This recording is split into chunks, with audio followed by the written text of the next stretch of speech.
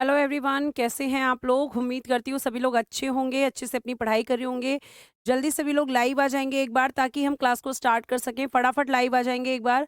जल्दी-जल्दी लाइव आ जाइए ताकि हम सेशन को स्टार्ट कर सकें। और एक चीज़ और ध्यान रखिएगा कि आपका जो टॉपिक चल रहा था कल का, जिसको मैंने स्टार्ट किया था फंडामेंटल ड्यूटीज़, मौलिक कर्तव्य, उसको हम कंप्लीट करेंगे। और जैसा कि मैंने आपसे कहा था कि कल की क्लास में आपका नया चैप्टर राष्ट्रपति यानी कि प्रेसिडेंट ऑफ इंडिया हम आज शुरू करने वाले हैं। प्रेसिडेंट ऑफ इंडिया, भारत के राष्ट्रपति, लेकिन पुराने टॉपिक को कंप्लीट करने के बाद। ठीक है, तो सारे बच्चे एक बार क्लास से जुड़ जाएंगे। और ठीक है, सारे बच्चे एक बार क्लास के साथ जुड़ जाएंगे। और जैसा कि आप जानते हैं कि कल मैंने आपको आर्टिकल 51 का जो ए है या 51 का क हिंदी में बोलेंगे, शिवेंद्र, संदीप, गोकुल, दिनेश, काव्या, मंजीत, नितिन, मोहम्मद, मनोज, दुर्गेश, सुरभि, राहुल, विजेंद्र जी, सभी को मेरी तरफ से नमस्ते, Radhe Radhe, good afternoon. Start करूंगी मैं अपनी क्लास को अब इसके बाद। और आपके प्रश्नों का जो उत्तर है वो आपको मिलेगा आपके डाउट ग्रुप्स में, तो आप वहाँ पे प्रश्न पूछ सकते हैं। और ध्यान रखिएगा कि मैंने कल आपको क्या क्या पढ़ाया था। पहली ड्यूटी जिसमें मैंने बताया था संविधान का, आपके कॉन्स्टिट्यूशन का, नेशनल फ्लैग, राष्ट्रीय झंडे का, नेशनल एंथम, राष्ट्रगान का आपको सम्मान करना है, आदर करना है, रिस्पेक्ट करना है। दूसरा मैंने बताया था कि आपके जो नेशनल मूवमेंट्स हुए हैं उनके लिए आपको अपने दिल में, आपके हार्ट में एक रिस्पेक्ट बनाकर रखनी है। तीसरा मैंने आपको बताया था कि भारत की सोवरेनिटी यानी कि प्रभुता, एकता यानी कि यूनिटी, और अखंडता यानी कि इंटीग्रिटी को मेंटेन करके रखना है, उसको बनाकर रखना है। और साथ साथ मैंने बताया था कि आपको अपने देश की रक्षा करनी है, और उसकी रक्षा करने के लिए बिल्कुल वैसे ही जैसे एक सैनिक अपने देश के लिए रक्षा करने के लिए लड़ता है, जरूरत पड़ने पर आपको लड़ना भी है। तो ये चार मैंने आपको बता दिया था। आज मैं आपको बताऊंगी कि आपको फिफ्थ वाले में क्या क्या की पॉइंट्स लेने हैं। ठीक है, अब आप ध्यान से सुनिएगा। प्रेसिडेंट को हम पढ़ेंगे लेकिन थोड़ा पेशेंस रखो। पहले जो पढ़ा रही हूँ उसको तो कंप्लीट कर लो, है ना? या फिर पहले प्रेसिडेंट ही पढ़ लोगे, इसको अधूरा छोड़ दोगे? नहीं, ऐसा नहीं करना है। तो ठीक है, अब ध्यान से सुनिएगा।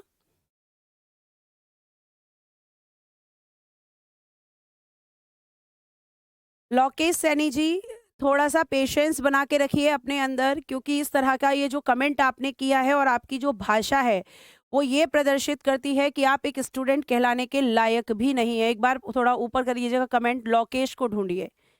लोकेश को ढूँढिए एक बार।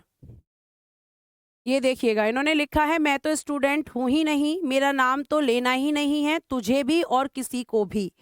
तो ये इनकी भाषा है। और ये स्टूडेंट फिर उम्मीद करते हैं कि टीचर्स इस तरह के स्टूडेंट्स को जो है ब्लॉक नहीं रहने दीजिए, इनको ब्लॉक मत करिए, क्योंकि इनकी पनिशमेंट यही रहेगी आज के बाद क्लास के अंदर कि इनका कोई भी कमेंट यहाँ पर या कोई भी कमेंट मैं इनका कभी नहीं पढ़ने वाली हूँ।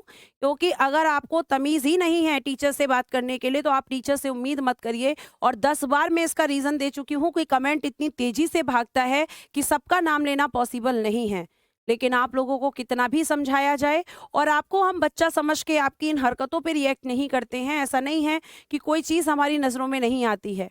अगर यही क्लास ऑफलाइन चल रही होती तो आप इस तरह की बदतमीज़ी करने की कभी सोच भी नहीं सकते थे। लेकिन क्योंकि ऑनलाइन है तो मैं सब कर देता हूँ। मैं चाहूँ तो लोकेश आपको 2 मिनट में ब्लॉक करा सकती हूँ, लेकिन मैं ऐसा कराऊँगी नहीं। क्योंकि आपकी और आप में और मुझ में फिर कोई फ़र्क नहीं रहेगा। और अभी भी मैं सारे बच्चों को यही बोलूँगी कि कमेंट्स बहुत तेज़ी से चलता है। सबका कमेंट पॉसिबल नहीं है, सबका नाम पॉसिबल नहीं है। अगर ग्रुप में आपको आंसर्स ना मिले तो आप बोल सकते हैं। ठीक है? तो आपको ध्यान रखना है। आगे चलते हैं और आगे हम अपने प्रश्नों की तरफ सॉरी अपने टॉपिक की तरफ मूव ऑन करते हैं। चलिए। देखिएगा, यहाँ पर आगे हम बात करते हैं कि यहाँ पे आपका मैं बता रही हूँ फिफ्थ नंबर की ड्यूटी कि आपको इसमें क्या क्या पढ़ना है। एक्चुअली जो फिफ्थ नंबर है, फिफ्थ नंबर की हम बात करते हैं कि भारत के सभी लोगों में समरसता और भ्रातृत्व की भावना का विकास करें।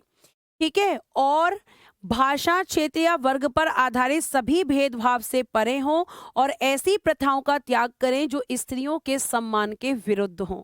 यानी कि ये आर्टिकल इतना बड़ा लिखा हुआ है, लेकिन आपको इतना बड़ा, ये सॉरी, ड्यूटी इतनी बड़ी लिखी हुई है, लेकिन आपको इतना यहाँ पे नहीं पढ़ना है। आपको 5th नंबर की ड्यूटी में इतना याद करना है कि भातृत्व, भातृत्व कह सकते हैं या भाईचारा कह सकते हैं, भाईचारे की भावना का विकास करें। भाईचारे की भावना का विकास मतलब आपकी जो फीलिंग्स होनी चाहिए वो कैसी होनी चाहिए? ब्रदरहुड। क्या बोलेंगे बच्चों इसको? ब्रदरहुड बोलेंगे इंग्लिश में। हम इसको बोलेंगे भाईचारे की भावना। एक तो आपको ये बनानी है, मतलब आपके यहाँ पर जो डिस्क्रिमिनेशन और क्या लिखा है, और आपको भेदभाव खत्म करना है। भेदभाव खत्म यानी कि end of discrimination, end of discrimination ये आपको खत्म करना है। और साथ साथ बोला गया है कि जो स्त्रियां हैं, जो फीमेल्स हैं, ठीक है, एक मिनट, जो आपकी स्त्रियां हैं, स्त्रियां, इनकी अगर हम बात करते हैं स्त्रियों की, तो जो स्त्रियां हैं इनकी आपको रिस्पेक्ट करनी है, इनका आपको आदर करना है। आपके देश में जो भी महिलाएं होती हैं, ठीक है, जो भी महिलाएं होती हैं या फिर जो भी आपके देश में जैसे फीमेल्स अगर हम कहें, फीमेल्स हैं तो इनके खिलाफ बहुत सारे ऐसे रूढ़िवादी परंपराएं हैं, ऐसी बहुत सारी आपकी गलत परंपराएं बनाई हैं, जैसे आपकी सती प्रथा, तो उसका आपको त्याग करना है। महिलाओं को शिक्षा का अधिकार, राइट टू एजुकेशन गवर्नमेंट ने दिया है, तो आपको भी देना है। मतलब जो इनके डिसरिस्पेक्ट करें, जो भी इनका अनादर करें, उन सबको आपको खत्म करना है। ठीक है, ये आपको ध्यान रखना है। ठीक है, तो ये आपको ध्यान रखना है कि भातृत्व या भाईचारे की भावना, ये आपको, बच्चा आज मैं थोड़ा सा 1 मिनट बस रुकूंगी, और मैं जानती हूँ कि आपको इससे डिस्टर्ब होगा। लोकेश, आपका कोई भी एक्सक्यूज अब नहीं सुना जाएगा। क्यों नहीं सुना जाएगा? क्योंकि इसका मतलब ये नहीं है कि आपके प्रश्नों का उत्तर नहीं मिल पा रहा तो आप टीचर से बदतमीजी करें। ये अधिकार हम आपको नहीं दे सकते हैं, इसके लिए मुझे माफ कीजिएगा। ठीक है, अब आप पढ़ लीजिए और औरों को पढ़ने दीजिए। मैम पेन का कलर चेंज, जी बिल्कुल मैं कर देती हूँ, ध्यान से मेरी बात सुने आगे। तो आपको क्या क्या करना है कि मैम इसमें भाईचारे की भावना की बात है, भेदभाव, किसी भी तरीके का भेदभाव, चाहे अमीर गरीब का हो, जाति का हो, धर्म का हो, सबको यहाँ पे खत्म करना है। और स्त्रियों, अगर हम बात करें फीमेल्स की, तो इनकी रिस्पेक्ट करनी है।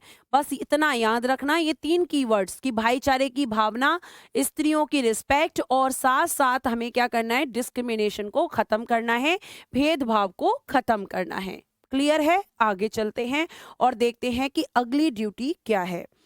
ठीक है, नेक्स्ट देखिएगा। इसमें क्या बोल रहे हैं? हमारी सामाजिक संस्कृति यानी कि जो हमारा कंपोसाइट कल्चर है कि गौरवशाली परंपरा का महत्व समझें और उसका परिरक्षण करें। यानी आपको क्या समझना है इसमें? इसमें हम क्या लिख सकते हैं? तो 6th नंबर की ड्यूटी में किसकी बात की गई है? केवल एक वर्ड याद रख लो कि मैम 6th नंबर की जो ड्यूटी है वो किसकी बात कर रहा है? सामाजिक संस्कृति। ये बात कर रहा है कंपोसाइट कल्चर, सामाजिक संस्कृति यानी कि कंपोसाइट कल्चर। ये कह रहे हैं कि हमारी जो पहचान है वो हमारा कल्चर है, वो हमारी संस्कृति है। ठीक है, तो आपको ध्यान रखना है।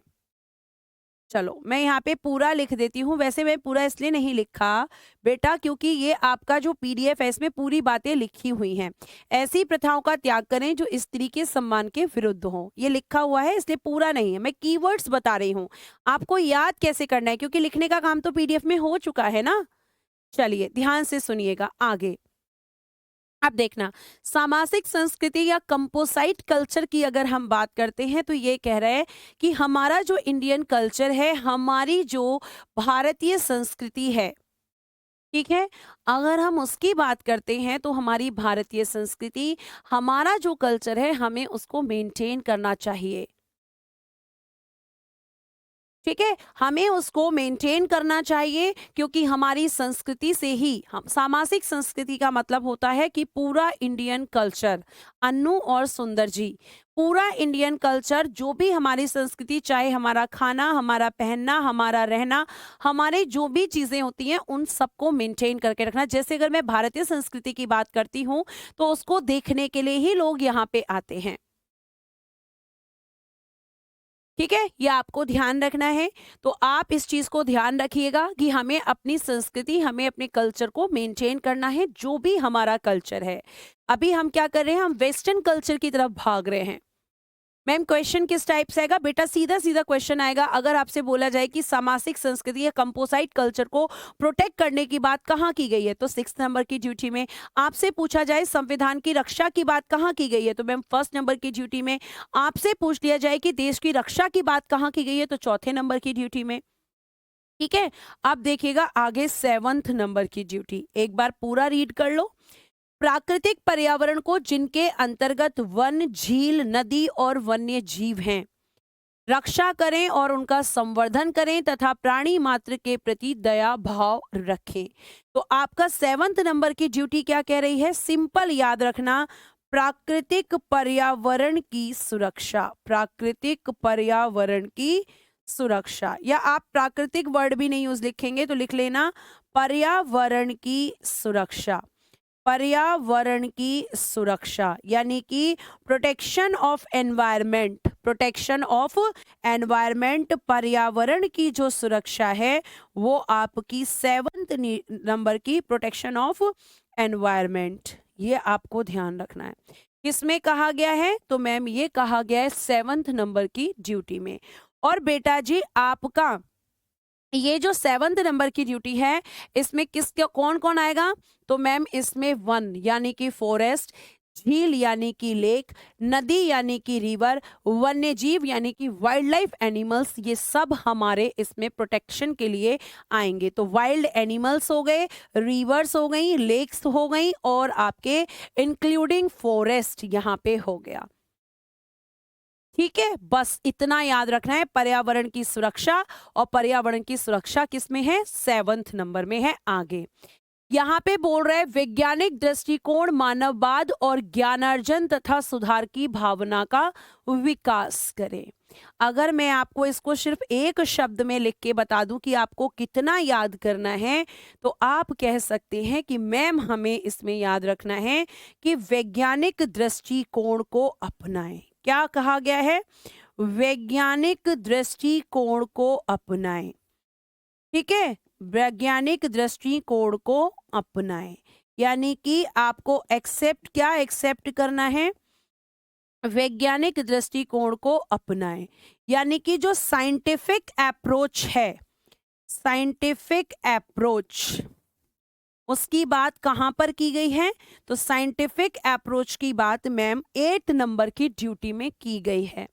जिसमें क्या कहा गया है, इसमें कहा गया है कि आपको वैज्ञानिक दृष्टिकोण को, साइंटिफिक अप्रोच को आपको अपनाना है और विकास का काम करना है। ऐसा नहीं कि किसी ने कुछ भी कहा और आपने बिलीव कर दिया, नहीं, उसको साइंटिफिक तरीके से सोचो कि यहाँ पे क्या कहने की कोशिश की जा रही है। और यही बेटा 8 नंबर की ड्यूटी, वैज्ञानिक दृष्टिकोण, मानववाद और ज्ञानार्जन तथा सुधार की भावना का विकास। जिस दिन आप अपने अप्रोच को चेंज करेंगे, आपकी नॉलेज बढ़ेगी, आपकी चीजें बढ़ेंगी, आप हर चीज पे रिसर्च कर पाएंगे कि ये बात सही है या गलत है, और उसके लिए क्या जरूरी है, एजुकेशन। नेक्स्ट देखिएगा, सार्वजनिक संपत्ति को सुरक्षित रखें और हिंसा से दूर रहें।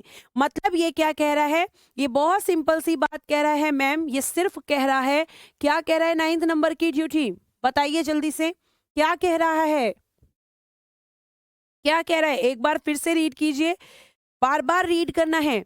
मैम ये हमसे कह रहा है 9th नंबर की सार्वजनिक संपत्ति यानी कि जो पब्लिक प्रॉपर्टी होती है उसको आपको सेफ रखना है और आपको वायलेंस यानी कि हिंसा से दूर रहना है। ठीक है, क्या करना है, वायलेंस यानी कि हिंसा से दूर रहना है।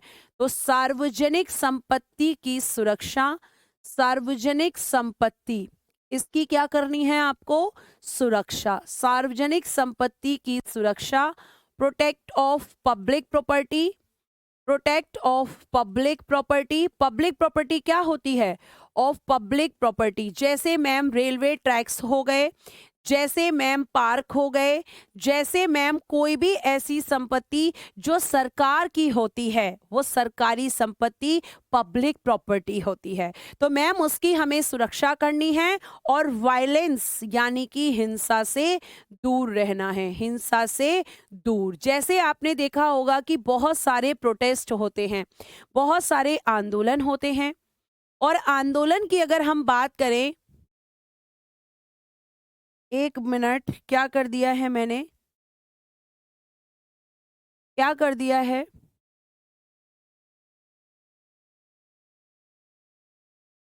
साथ में यही तो लिखा है बेटा, साथ में पर्यावरण, 8 में वैज्ञानिक दृष्टिकोण, ठीक तो है? ठीक है, चलिए देख लीजिए यहाँ पे आगे। आगे है कि पब्लिक प्रॉपर्टी यानी कि सरकारी संपत्ति, जो भी सरकार की प्रॉपर्टी होती है उसको आपको प्रोटेक्ट करना है, और वायलेंस यानी कि हिंसा से दूर रहना है। आपने देखा होगा कि जब प्रोटेस्ट करते हैं, जब प्रोटेस्ट करते हैं तो बहुत सारे लोग वायलेट हो जाते हैं। वायलेट हो जाते हैं मतलब हिंसा करना शुरू कर देते हैं, मॉल जला देते हैं, रेलवे ट्रैक्स तोड़ देते हैं, बसों को जला देते हैं, सड़कों को तोड़ देते हैं। तो ये सब क्या है? सरकार का नुकसान है। तो ये आपको ध्यान रखना है कि ये सब आपको नहीं करना है, ये सारी चीजें आपको पता होनी चाहिए। ठीक है, आगे देखिएगा 9 के बाद में आपके 10 नंबर की ड्यूटी क्या है? बहुत अच्छी ड्यूटी है। व्यक्तिगत और सामूहिक गतिविधियों के सभी क्षेत्रों में उत्कर्ष की ओर बढ़ने का सतत प्रयास करें, जिससे राष्ट्र निरंतर बढ़ते हुए उपलब्धि की नई ऊंचाई को छू ले। यानी ये आपसे कह रहा है, देखो अब इसको लिख के समझाने की जरूरत नहीं है, ये बहुत सिंपल बहुत सिंपल ड्यूटी है। ये सिंपल सी बात कह रही है कि आपको ऐसे काम करने हैं, चाहे वो आप पर्सनली करें या ग्रुपिंग में करें, जिससे राष्ट्र का सम्मान बढ़े। जैसे क्रिकेट में आप जीत गए, या कबड्डी में आप जीत गए, या आपने साइंस में कोई नया रिसर्च कर लिया, तो ये क्या कर रहा है? आपके राष्ट्र के सम्मान को बढ़ा रहा है और उसे नई ऊंचाइयां दे रहा है। कहते हैं ना, जब कोई भी स्पोर्ट्स में जीतता है, या कोई नया इन्वेंशन आता है, या फिर कोई भी नई चीज आती है, तो वो सब क्या होता है? फिर वो सब हमारे देश का नाम रोशन करता है। तो वो कह रहा है कि चाहे आप अपने देश का नाम रोशन पर्सनली करें, या फिर आप ग्रुप एक्टिविटीज के साथ करें। अब इंग्लिश में पढ़ लो, make continuous effort to move towards excellence in all areas of individual. ठीक है, आप व्यक्तिगत रूप से, इंडिविजुअल और कलेक्टिव एक्टिविटीज के साथ आप कर सकते हैं, लेकिन उनसे क्या होना चाहिए? आपके देश का नाम रोशन होना चाहिए, आपके देश को नई नई उपलब्धियां हासिल होनी चाहिए, कहना चाहिए कि भारत में ऐसा हो रहा है। तो आपको ऐसे काम करने चाहिए हमेशा। ठीक है, नेक्स्ट देखिएगा, लास्ट 11 नंबर की ड्यूटी।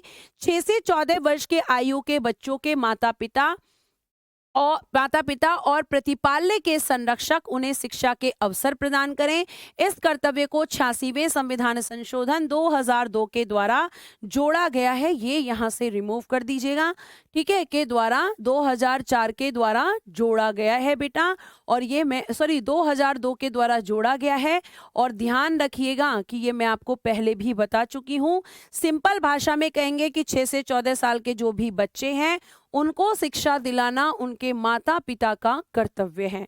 और ये आपका कब इम्प्लीमेंट हुआ है? लागू कब से हुआ है? लागू कब से हुआ है? ये लागू हुआ था आपका 1 अप्रैल 2010 से। 1 अप्रैल 2010 से शिक्षा का अधिकार, जो कि 2002 में मिल गया था, उसको लागू किया गया था 1 अप्रैल 2010 से। अरे मैम, वर्ल्ड कप की याद दिला दी तो आपने रोहित शर्मा का वह रोता हुआ चेहरा। चलिए ठीक है बेटा, ये सब चीजें होती रहती हैं, तो ये आपकी पूरी ड्यूटी थी। एक बार हम रिवाइज कर लेते हैं, मैं पीछे स्लाइड लगा देती हूँ और बोलती जाती हूँ।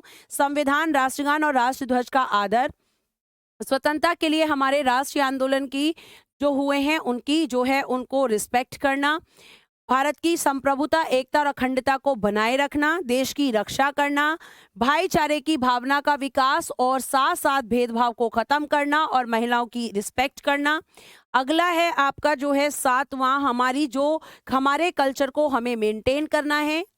7वां हमारे जो पर्यावरण है, ठीक है, उसको हमें मेंटेन मतलब प्रोटेक्ट करना है, उसकी रक्षा करनी है। उसके बाद बेटा जी 8वां हमें जो है साइंटिफिक अप्रोच को अपनाना है, जिससे हम डेवलपमेंट की तरफ बढ़े, हमारा सुधार हो, हमारा विकास हो। उसके बाद हमें क्या करना है, पर्सनली या फिर हमें कलेक्टिव तरीके से ऐसे काम करने हैं जिससे देश का जो है नाम रोशन हो। प्रतिपाल्य का मतलब होता है पालने वाला। कई बार ऐसा होता है ना कि माता पिता नहीं होते तो बच्चे को कोई और पालता है, तो जिसको हम कहते हैं कि जिसने बच्चे को पाला हो। The parents of guardians of children age between 6 to 14 years shall provide them opportunities for education. ये जो प्रतिपाल्य है का मतलब होता है जो आपका पालन पोषण करता है। जैसे गौतम बुद्ध, उनकी माता मर गई थी तो उनका पालन पोषण किसने किया था, उनकी मासी ने, और मासी से फिर शादी किसने कर ली थी, उनके पिताजी ने। तो इस तरीके से हम बोलेंगे प्रतिपाल्य। तो ये आपके सारे जो है ड्यूटीज थी। और जैसा कि आप जानते हैं कि आज हम शुरू करेंगे राष्ट्रपति, लेकिन उसके पहले मैं आपको समझाऊंगी कि राष्ट्रपति किस में आते हैं। एक आपके कॉन्स्टिट्यूशन में होती है संघीय कार्यपालिका, जिसको हम कहते हैं यूनियन एग्जीक्यूटिव। क्या बोलते हैं बच्चों इसको हम? यूनियन एग्जीक्यूटिव, संघीय कार्यपालिका बोलते हैं। और मैंने क्लास जब स्टार्ट की थी बेटा तो आपको बताया था कि संघीय कार्यपालिका क्या होती है, राज्य कार्यपालिका क्या होती है, ये सब आपको समझाया गया था।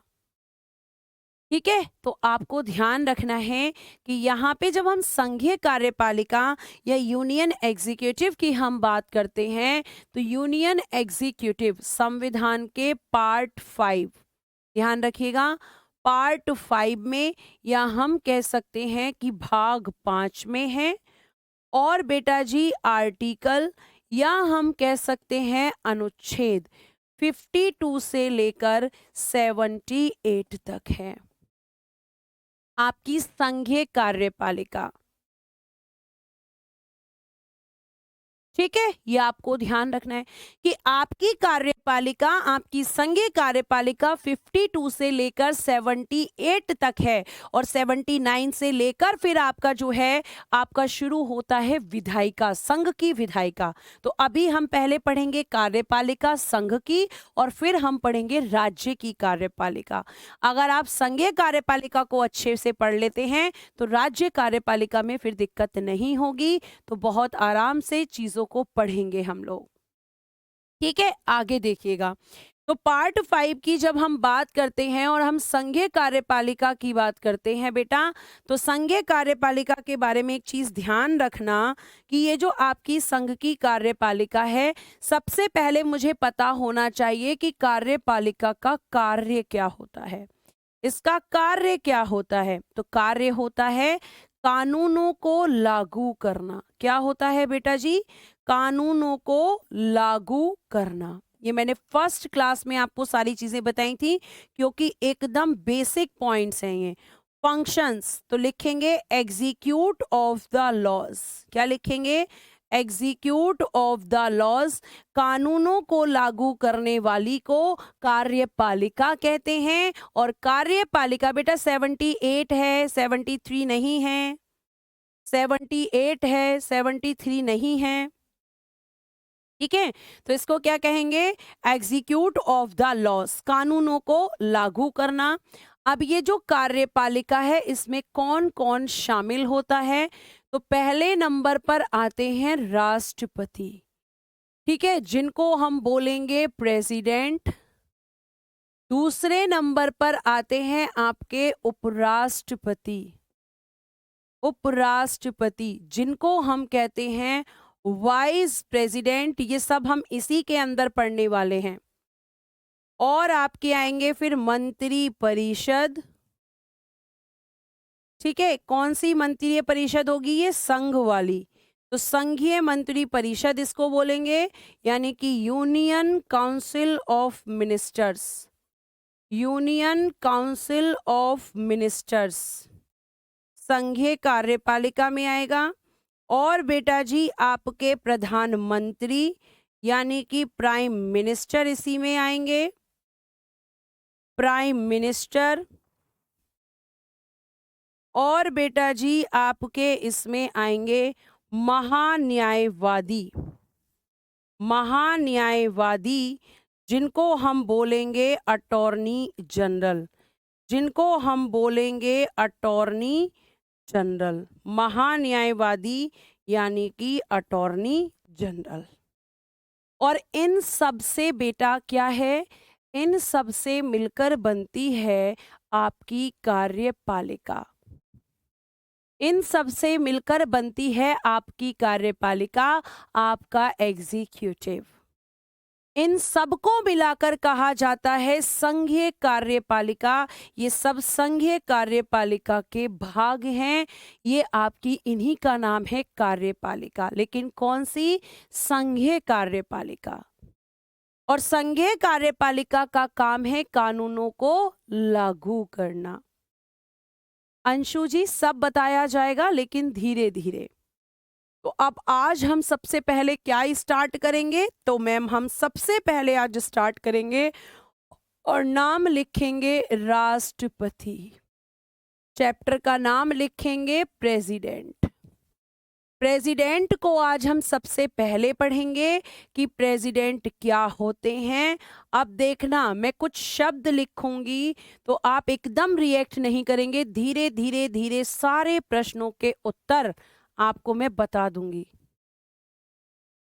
अब देखना यहाँ पे आगे, अगर मैं बात करती हूँ यहाँ पे राष्ट्रपति की, तो राष्ट्रपति के आगे लिखना कि ये क्या होते हैं?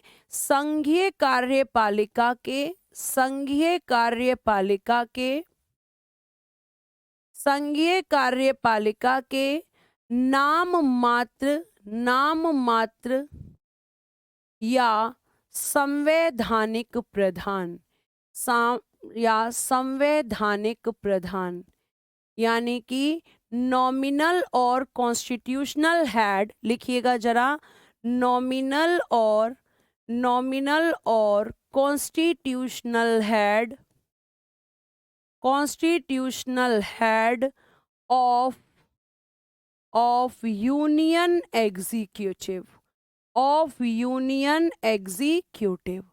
अगर आपसे कोई पूछेगा कि संघीय कार्यपालिका के नाम मात्र के प्रधान कौन होते हैं या संवैधानिक प्रधान कौन होते हैं, तो आंसर होगा राष्ट्रपति। लेकिन मैम ये क्यों लिखा है, उसके लिए बेटा थोड़ी सी पेशेंस बनाकर रखना।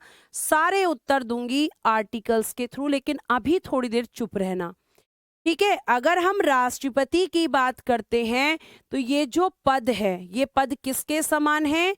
तो ब्रिटेन के राजा के समान, ब्रिटेन के राजा के समान है, ठीक है। यानी कि ये पद कैसा है? ब्रिटेन के राजा के जैसा है, मतलब ब्रिटेन से लिया गया है, ठीक।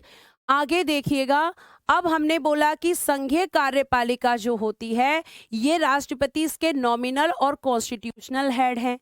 लेकिन अगर कल मुझसे ये प्रश्न पूछ लिया जाए कि ये बताओ कि संघीय कार्यपालिका के वास्तविक प्रधान कौन है, संघीय कार्यपालिका के वास्तविक प्रधान, अगर ये प्रश्न पूछ लिया जाए कि संघीय कार्यपालिका के वास्तविक प्रधान, real head of union executive, real head of union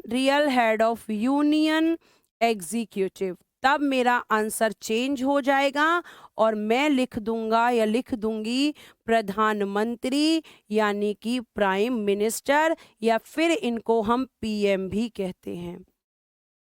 तो वास्तविक रूप से प्रधान कौन है बच्चों? तो वो है प्रधानमंत्री।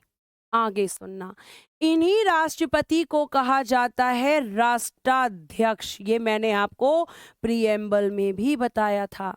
इन्हीं को कहा जाता है हेड ऑफ नेशन। क्यों कहा जाता है मैम हेड ऑफ नेशन? क्योंकि ये पूरे राष्ट्र का प्रतिनिधित्व करते हैं। आपकी कार्यपालिका के जितने भी काम होते हैं वो सारे राष्ट्रपति के नाम से होते हैं। आपकी कार्यपालिका के जितने भी संघीय कार्यपालिका के जितने काम होते हैं सारे राष्ट्रपति के नाम से, या मैं ये कह सकती हूँ कि जितने भी सरकारी कार्य होते हैं सब राष्ट्रपति के नाम से होते हैं। इसीलिए इन्हें राष्ट्र का अध्यक्ष कहा जाता है, इन्हें राष्ट्राध्यक्ष कहा जाता है, हेड ऑफ नेशन। ये तो पता चल गया, लेकिन अभी नॉमिनल या कॉन्स्टिट्यूशनल हेड नहीं पता चला। तो कॉन्स्टिट्यूशनल हेड सुनो।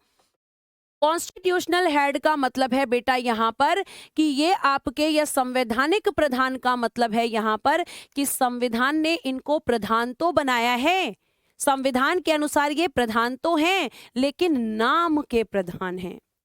और वास्तविक प्रधान कौन है? वो है आपकी मंत्री परिषद। और ये बात प्रूफ करेगा आपका आर्टिकल 53 जो मैं आपको पढ़ाने वाली हूं। लेकिन 53 से पहले का आर्टिकल जरा देख लेना, जिसको हम कहते हैं आर्टिकल 52। ये क्या कहता है? ये आर्टिकल 52 कहता है कि भारत के एक राष्ट्रपति होंगे, भारत के एक राष्ट्रपति होंगे, यानी कि there shall be a, there shall be a, there shall be a president of India, there shall be a president of India. भारत के एक राष्ट्रपति होंगे। सिंपल कौन सा आर्टिकल कह रहा है? आर्टिकल 52 बता रहा है तुम्हें कि आपके देश में एक राष्ट्रपति होते हैं। कितने राष्ट्रपति होते हैं? एक ही। अब बच्चे सोचेंगे ये बताने की बात है क्या, ये तो सबको पता होता है। नहीं, कुछ बच्चों को नहीं पता होता कि कितने राष्ट्रपति होते हैं। कई बार बच्चे पूछ लेते हैं कि पीएम कितने होते हैं। उनको लगता है कि जैसे सीएम बहुत सारे होते हैं ऐसे ही पीएम भी बहुत सारे होते होंगे, तो नहीं, आपके देश में एक ही राष्ट्रपति होता है और एक ही पीएम होता है। तो ये 52 क्या बताता है कि एक राष्ट्रपति होगा। अब ये आगे कहता है, आर्टिकल से अलग एक चीज कहता है यहाँ पर कि ये जो राष्ट्रपति होंगे ये भारत के प्रथम नागरिक होते हैं, भारत के प्रथम नागरिक, फर्स्ट सिटीजन ऑफ इंडिया, इन्हीं को कहा जाता है। क्या कहा जाता है इन्हें? First citizen of India, first citizen of India, भारत के प्रथम नागरिक, इन्हीं को कहा जाता है बच्चों। ये पहले नागरिक होते हैं। क्यों? क्योंकि ये देश का प्रतिनिधित्व करते हैं। और आपके जो राष्ट्रपति का पद होता है, अगर मैं इस पद की बात करती हूं तो ये जो राष्ट्रपति जी हैं, इस पद की जब हम बात करते हैं बेटा, तो लिखना देश का सर्वोच्च पद होता है, देश का सर्वोच्च पद होता है ये। ठीक है, देश की जगह हम एक शब्द यूज कर लेते हैं भारत। क्या यूज कर लेते हैं? भारत।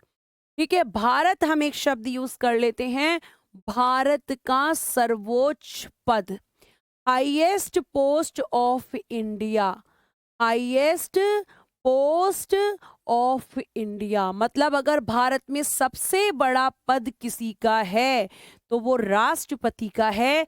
आप ध्यान रखना, सबसे बड़ा पद है और इसीलिए ये आपके देश के पहले नागरिक होते हैं। और अब ये जो नॉमिनल या रियल हेड जो आपको दिखाया जा रहा है, इसके बारे में जरा चर्चा कर लेते हैं। और बेटा जी मैं ऐसा करती हूँ, अगली स्लाइड पे बताती हूँ ताकि पूरा आर्टिकल एक स्लाइड पे आए।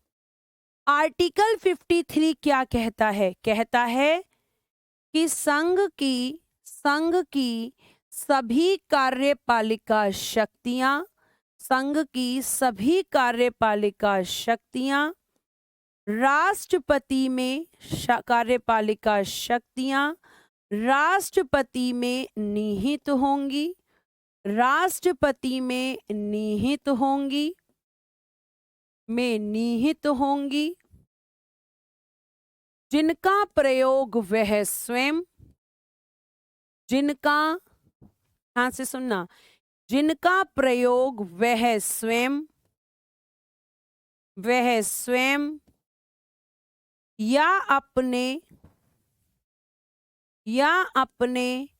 अधीनस्थ अधिकारियों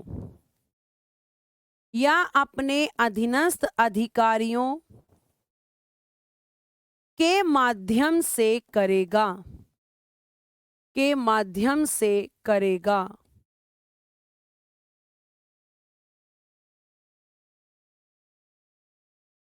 चलो आगे अब इंग्लिश में भी लिख दूं मैं पहले। All union executive powers, all union executive powers vested in president, used by him or by subordinate officers, or by subordinate officers।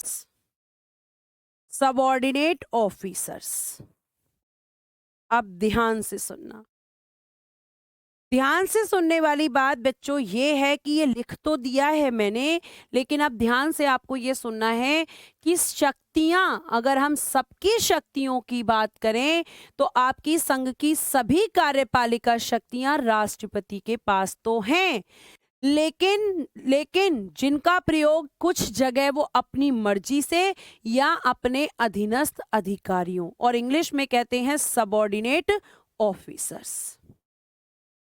अब आप मेरी बात को जरा ध्यान से सुनेंगे कि ये तो आपको ध्यान रखना है, ये तो ध्यान रखना है कि ये जो शक्तियां हैं ये राष्ट्रपति के पास हैं, बिल्कुल सही बात है, लेकिन बेटा इनका प्रयोग वो अपनी मर्जी से बहुत कम कर पाते हैं। राष्ट्रपति को ये कहा गया है कि आप जो भी काम करेंगे वो अधीनस्थ अधिकारियों से परमिशन लेके, सॉरी परमिशन नहीं कहेंगे, परमिशन वर्ड गलत हो जाएगा, उनकी राय से करेंगे, उनके कंसल्ट, उनके परामर्श से करेंगे या उनकी सहायता से करेंगे। कि कहा गया कि शक्तियां तो हैं लेकिन प्रयोग आप अपनी मर्जी से बहुत कम करेंगे। ज्यादातर आपको जो प्रयोग करना होगा वो सबऑर्डिनेट ऑफिसर्स, यानी कि आप कह सकते हैं कि मैम हम ये कह सकते हैं कि अपने अधीनस्थ अधिकारियों के माध्यम से करेंगे, अपने अधीनस्थ अधिकारी। अब ये जो बेटा यहाँ पे सबऑर्डिनेट ऑफिसर या अधीनस्थ अधिकारी शब्द है, इसका यहाँ पे जो मतलब है या हम कह सकते हैं इस शब्द का जो अर्थ है या मीनिंग है बेटा, वो किससे लिया जा सकता है? वो लिया जाएगा संघीय मंत्री परिषद। इन सबऑर्डिनेट ऑफिसर का नाम क्या है? इन सबऑर्डिनेट ऑफिसर का नाम है संघीय मंत्री परिषद, यानी आप इन्हें कहेंगे यूनियन काउंसिल ऑफ मिनिस्टर्स। और इन काउंसिल ऑफ मिनिस्टर का जो हेड होता है, इनका जो प्रधान होता है, उसका नाम बेटा प्रधानमंत्री होता है। तो कहा गया राष्ट्रपति से कि भैया राष्ट्रपति तुम्हारे पास शक्तियां तो हैं, लेकिन ये शक्तियां केवल नाम के लिए हैं, और इसलिए आप प्रधान भी नाम के हो। क्योंकि शक्तियां हैं लेकिन नाम के लिए कह दिया गया, दे रहे तुम्हें पावर्स, लेकिन इनका प्रयोग तुम्हें खुद से नहीं करना, खुद से बहुत कम केसेस में करना है। और आपको जब भी प्रयोग करना है तो क्या करना है? आपको प्रयोग करना है तो सबऑर्डिनेट ऑफिसर्स से पूछना है। ध्यान रखना, इस आर्टिकल में मंत्री परिषद शब्द नहीं है, इसमें सबऑर्डिनेट ऑफिसर अधीनस्थ अधिकारी ही शब्द है। इसमें कहीं पर भी मंत्री परिषद लिखा नहीं है, लेकिन मंत्री परिषद से ही इस शब्द का तात्पर्य है। मतलब इस शब्द का मीनिंग ही है अधीनस्थ अधिकारी शब्द का कि मंत्री परिषद, और इस मंत्री परिषद का प्रधान है प्रधानमंत्री। और इसलिए आपके राष्ट्रपति होते हैं नाम मात्र के प्रधान और ये होते हैं आपके वास्तविक प्रधान, क्योंकि शक्तियां तो राष्ट्रपति के पास हैं, लेकिन इन शक्तियों का प्रयोग कौन कर रहा है? मंत्री परिषद सहित प्रधानमंत्री कर रहा है। इसका मतलब होता है नाम के लिए शक्तियां हैं और नाम के लिए ही प्रधान है, लेकिन वास्तविक शक्तियां और वास्तविक प्रधान कौन है? तो प्रधानमंत्री और उसकी मंत्री परिषद है। यह आपको ध्यान रखना है। यह आर्टिकल 53 इस चीज को डिफाइन कर देता है। भैया थोड़ा कमेंट, ठीक है? तो ये आपको ध्यान रखना है। ये आपको क्लियर हुआ? अगर क्लियर हुआ तो जल्दी से थम्स अप्स दे दीजिए, जल्दी से थम्स अप दे दीजिए। ठीक है। अंकुश जी, क्वेश्चन आपसे सिंपल पूछा जाएगा कि आर्टिकल 53 क्या है। तो आर्टिकल 53 में संघ की कार्यपालिका शक्तियां राष्ट्रपति में निहित हैं, ये आपका प्रश्न आएगा। ठीक है, आगे आगे मत भागो, आगे आगे भागने की जरूरत नहीं है कि सैलरी कितनी होती है, कि फांसी से कौन बचाता है। सब बताया जाएगा, लेकिन आपके अनुसार नहीं बताया जाएगा। सब बताएंगे हम आपको, लेकिन आपके अनुसार थोड़ी बता देंगे। ठीक है, आपके अनुसार चीजें नहीं चलेंगी बेटा। 53 हो गया। अब हम पढ़ेंगे आर्टिकल 53 के बाद में, अब हम पढ़ेंगे आर्टिकल 54। क्या पढ़ेंगे? आर्टिकल 54। तो अब जल्दी से लिखिएगा, आर्टिकल 54। आर्टिकल 54 में क्या कहा गया है? आर्टिकल 54 की बताइए क्या कहेंगे? तो मैम आर्टिकल 54 में दिया गया है राष्ट्रपति का निर्वाचक मंडल। राष्ट्रपति का निर्वाचक मंडल। निर्वाचक मंडल यानी कि electoral college of president article 54। Article 54 ये बताएगा कि राष्ट्रपति, इसका मतलब क्या है, मैं साधारण शब्दों में लिख रही हूं। इसका मतलब है कि राष्ट्रपति के निर्वाचन में कौन कौन भाग लेता है, निर्वाचन में कौन कौन मतदान करता है, ऐसे लिख सकते हैं। मतलब वोट कौन करता है, वोट मतदान, कौन कौन मतदान करता है। तो किस किस को अधिकार है कि वो राष्ट्रपति के इलेक्शन में वोट दे सकता है? तो सबसे पहले कॉमन वर्ड जो हर जगह पर इंप्लीमेंट होगा, एक कॉमन वर्ड है, और उस कॉमन वर्ड का नाम है इलेक्टेड मेंबर्स। इसको हम लिख लेंगे इलेक्टेड मेंबर्स, जिनको हम कहते हैं निर्वाचित सदस्य। निर्वाचित सदस्य कहाँ कहाँ के निर्वाचित सदस्य? देखो, हर जगह के निर्वाचित सदस्य ही भाग लेंगे। लिखिएगा लोकसभा के, राज्यसभा के, विधानसभा यानी कि लेजिस्लेटिव असेंबली। तो विधानसभा के निर्वाचित सदस्य, लोकसभा के निर्वाचित सदस्य और राज्यसभा के भी निर्वाचित सदस्य। केवल ध्यान रखना कि निर्वाचित सदस्य ही मतदान करते हैं, चाहे किसी भी सदन के हो। अब विधानसभाओं में बेटा अगर आगे की बात करें,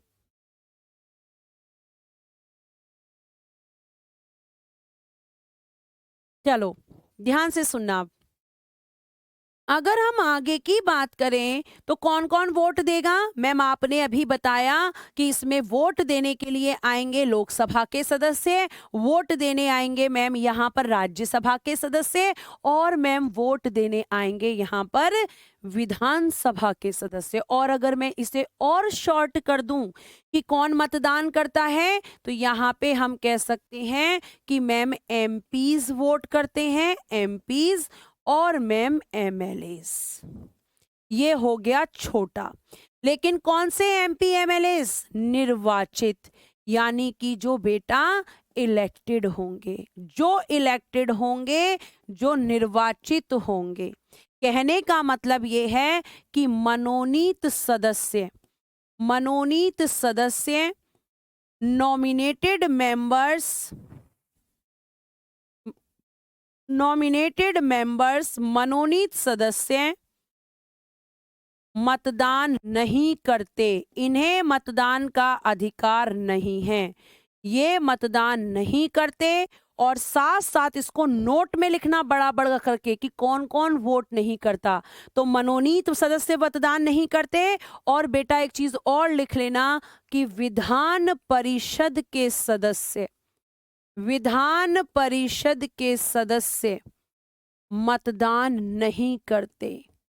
यानी कि members of legislative council, members of legislative council, legislative council Vidhan Parishad के सदस्य मतदान नहीं करते, मतदान नहीं करते। तो कौन कौन नहीं करता मैम? नॉमिनेटेड मेंबर्स और हमारे एमएलसी, एमएलसी यानी कि मेंबर ऑफ लेजिस्लेटिव काउंसिल, ये कभी भी वोट नहीं करेंगे, ध्यान रखना। केवल कौन करेगा? एमपीज और एमएलएज, एमपीज और एमएलएज ही यहाँ पर मतदान करने आएंगे। कभी भी जनता राष्ट्रपति के इलेक्शन में मतदान नहीं करेगी। क्यों नहीं करेगी? क्योंकि इनडायरेक्ट इलेक्शन होगा, और इनडायरेक्ट इलेक्शन अप्रत्यक्ष निर्वाचन मतलब, तो आपको ध्यान रखना है कि एमपी एमएलए वोट करते हैं और वो भी इलेक्टेड, वो भी निर्वाचित। हिंदी में लिख सकते हो लोकसभा के निर्वाचित सदस्य, राज्यसभा के निर्वाचित सदस्य और विधानसभाओं के निर्वाचित सदस्य। ये आपको ध्यान रखना है, ठीक है। अभी बताऊंगी निर्वाचन कौन करवाता है, वो आर्टिकल 55 में आपको बताऊंगी। जितेंद्र जी मैं बोल दूंगी अगर नहीं पढ़ी है तो, ठीक है, आपको ध्यान रखना है। आगे देखिएगा, अब यहाँ पे आपको एक चीज ध्यान रखनी है कि आपको पता होना चाहिए यहाँ पर एक चीज, और वो पता होना चाहिए कि यहाँ पे विधानसभा, जैसे विधानसभा बेटा आपकी 28 राज्यों में है। कितने राज्यों में है? 28 राज्यों में। और बेटा जी 8 केंद्र शासित प्रदेशों, 8 केंद्र शासित प्रदेशों यानी कि 8 यूनियन टेरिटरीज में है, 8 यूनियन टेरिटरीज। लेकिन हम यहाँ 8 नहीं लिखेंगे, हम लिखेंगे 3 केंद्र शासित प्रदेशों। तो 3 यूनियन टेरिटरीज। ऐसा क्यों मैम? टोटल तो 8 है लेकिन आप 3 लिख रही हैं, क्योंकि बेटा जी आपकी अगर हम विधानसभा की बात करते हैं तो विधानसभा या लेजिस्लेटिव असेंबली, इनके जो एमएलएज होते हैं और वो भी कैसे? इलेक्टेड, वो भी होने चाहिए निर्वाचित। तो जो निर्वाचित एमएलए होंगे, तो ध्यान रखना कि ये एमएलए 28 के 28 राज्यों में हैं, लेकिन आपकी जो विधानसभा है वो केवल 3 केंद्र शासित प्रदेशों में है, बाकी 8 में नहीं है। 3 केंद्र शासित प्रदेशों के यहाँ पर एमएलए वोट करेंगे, एमएलएज। और वो एमएलएज कौन से हैं? 3 केंद्र शासित प्रदेश, एक का नाम है दिल्ली, दूसरे का नाम है पुदुचेरी और तीसरे का नाम है जम्मू कश्मीर। केवल 3 ही केंद्र शासित प्रदेशों के एमएलए करेंगे, ध्यान रखिएगा भाई। लाइन बाय लाइन ही सब लिखा हुआ है। ये जो चीज मैंने आपको बताई है, ये आप एक डब्बे में, एक ब्रैकेट में, एक उसमें बंद कर लीजिए। ये सिर्फ समझाने के लिए बताई है, ये वाली चीज ये अलग है। ये साधारण शब्दों का प्रयोग किया गया है।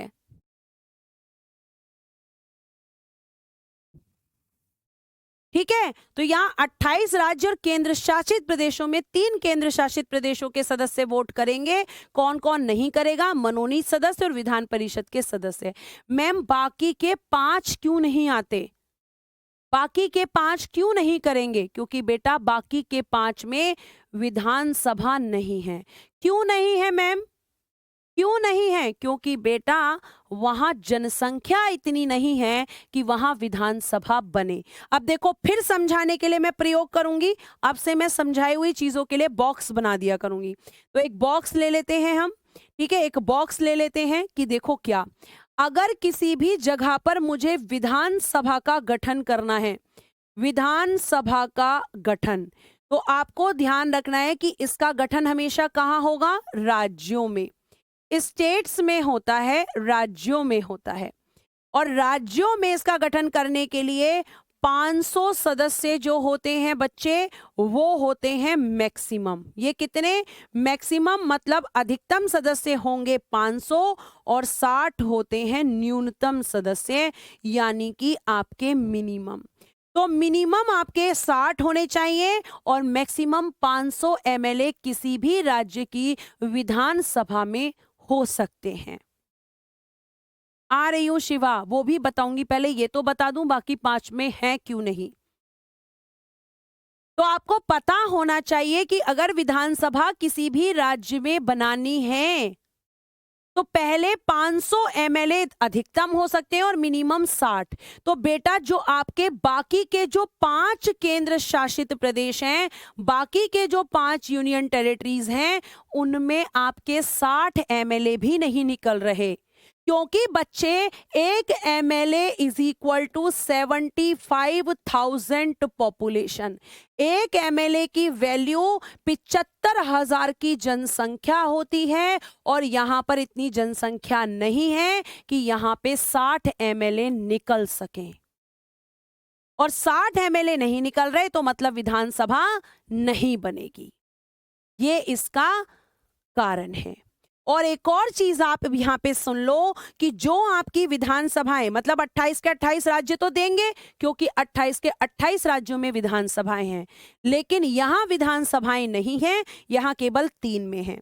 अब आपको एक और बात बताऊं, जब राष्ट्रपति का निर्वाचन शुरू में होता था, जब राष्ट्रपति का निर्वाचन शुरू में होता था तो बेटा जी शुरू में आपके केंद्र शासित प्रदेशों को जेके का मतलब है जम्मू कश्मीर। जरा वर्डों पे भी ध्यान दिया करो जब मैं बोलती हूं, ठीक है। JNK का मतलब है जम्मू कश्मीर। अब ध्यान से सुनो, मुझे बोलने का थोड़ा सा मौका दो। अब शुरू में जब प्रेसिडेंट का इलेक्शन होता था तो केवल राज्यों की विधानसभाएं मतदान करती थी, केंद्र शासित प्रदेशों की विधानसभाओं को यह अधिकार नहीं था। तो इस बात पे ऑब्जेक्शन उठा और उस टाइम पे 2 ही आपके दिल्ली और पुदुचेरी 2 ही ऐसे केंद्र शासित प्रदेश थे जिनके पास विधानसभाएं थी, क्योंकि जम्मू कश्मीर तो 31 अक्टूबर 2019 को बना है ना यूनियन टेरिटरी, पीछे बता चुकी हूं। तो ये बोलने लगे दिल्ली और पुदुचेरी कि भैया हमें भी दो, हमारे पास भी तो विधानसभा है, हमें भी अधिकार मिलना चाहिए। तो फिर उसके बाद में आपके आर्टिकल 54 में संशोधन किया गया और नोट डाल के यहां पे लिखना, नोट डालकर केंद्र शासित प्रदेश दिल्ली और पुदुचेरी, केंद्र शासित प्रदेश दिल्ली और पुदुचेरी, दिल्ली और पुदुचेरी, दिल्ली और पुदुचेरी, पुदुचेरी के निर्वाचित सदस्यों को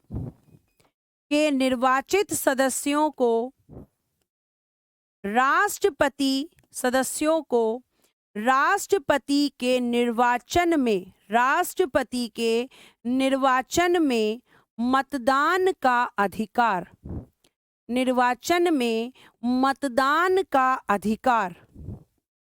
मतदान का अधिकार 70वें संविधान संशोधन 1992 में दिया गया। 70वें संविधान संशोधन 1992 में दे दिया गया और बेटा जी ये कह दिया गया कि अब आगे कोई भी केंद्र शासित प्रदेश में विधानसभा बनेगी तो वो भी फिर वोट देगा। तो जैसे ही जम्मू कश्मीर 31 अक्टूबर 2019 को यूटी बना, ये भी यूटी की श्रेणी में आकर वोट देने लगा। कल अगर लक्षद्वीप में विधानसभा बन जाएगी तो वो भी वोट देने लगेगा, क्योंकि 70वां संविधान संशोधन 1992 उनको ये अधिकार देता है कि भैया आपको मतदान का अधिकार है। केंद्र शासित प्रदेश के सदस्य भी, निर्वाचित सदस्य राष्ट्रपति के इलेक्शन में मतदान कर सकते हैं। तो ये मतदान में कौन कौन वोटिंग कर सकता है, आज की ही खत्म करते हैं, कल शुरू करेंगे आर्टिकल 55 से। आज के लिए इतना ही। Thank you so much, bye bye, take care and good day everyone.